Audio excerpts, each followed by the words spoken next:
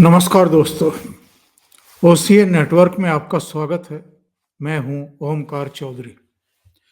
ऐसा लगता है कि मुख्यमंत्री योगी आदित्यनाथ ने ये मन बना लिया है कि संभल को पूरी तरीके से न केवल विकसित किया जाएगा, आसपास के पूरे क्षेत्र में जो एक आबादी का असंतुलन पैदा हो गया है, उसको फिर से संतुलित किया जाएगा।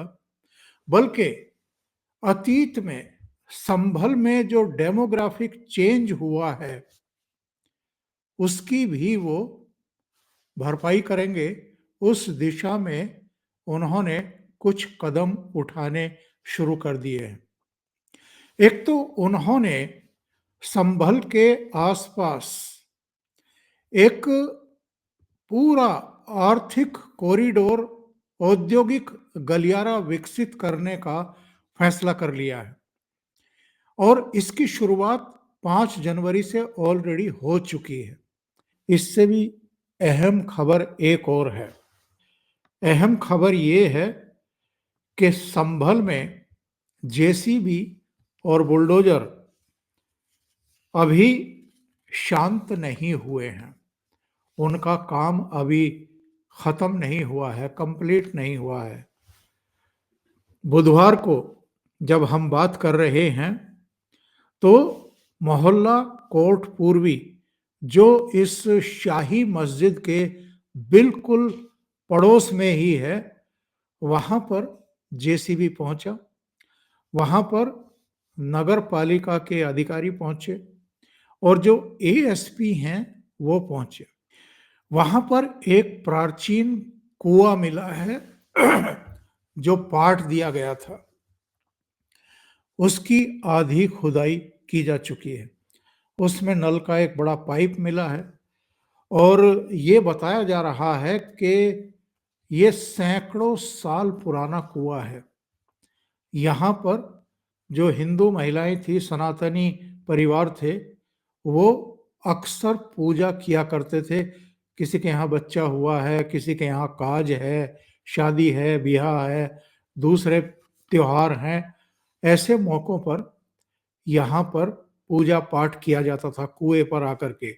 लेकिन 2000 में इसको पाट दिया गया और इसके आसपास अवैध अतिक्रमण भी कर लिया गया।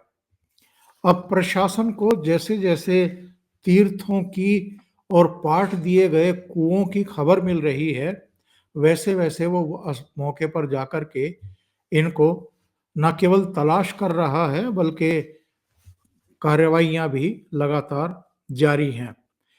एएसआई की टीम भी पहुंची है वहां पर और जो एसडीएम हैं वंदना मिश्रा, उनके नेतृत्व में सराय तरीन में एक प्राचीन दरबार है, वहां कुआं है और मस्जिद है। इनका वहां इस एएसआई की टीम ने निरीक्षण किया है।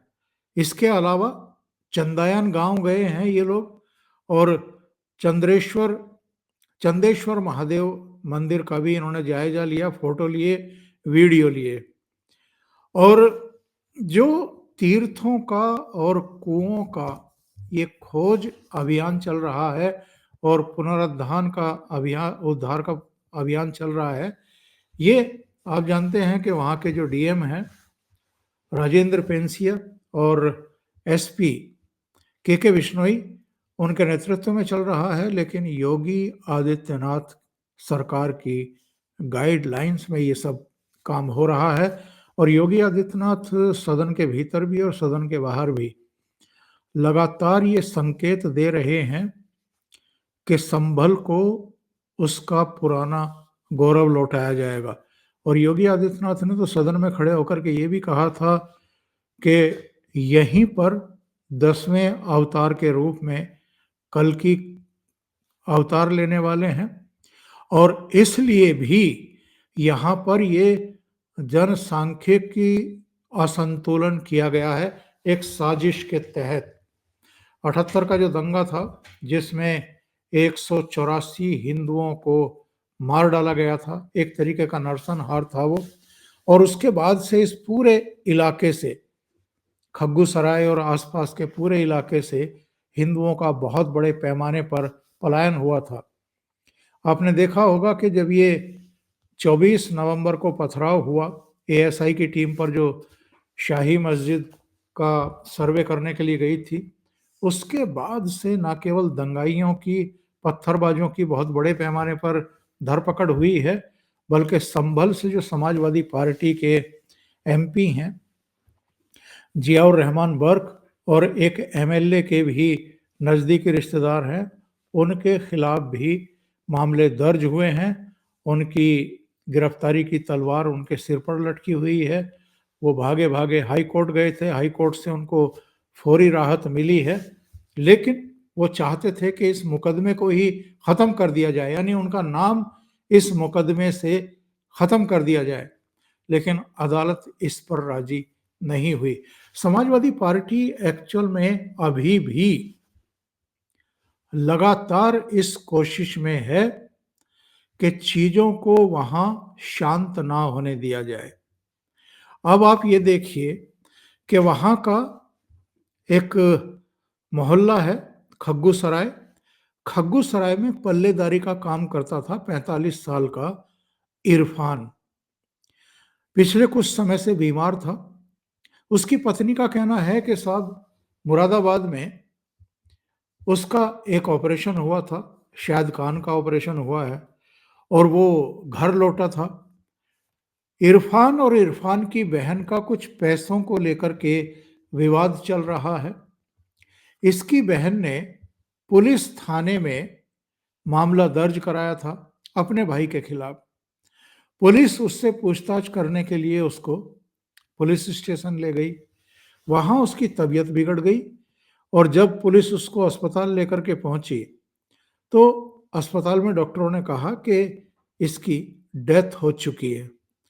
तो वहां पर अच्छा खासा हंगामा हुआ, और ये कहा गया कि पुलिस ने टॉर्चर किया है।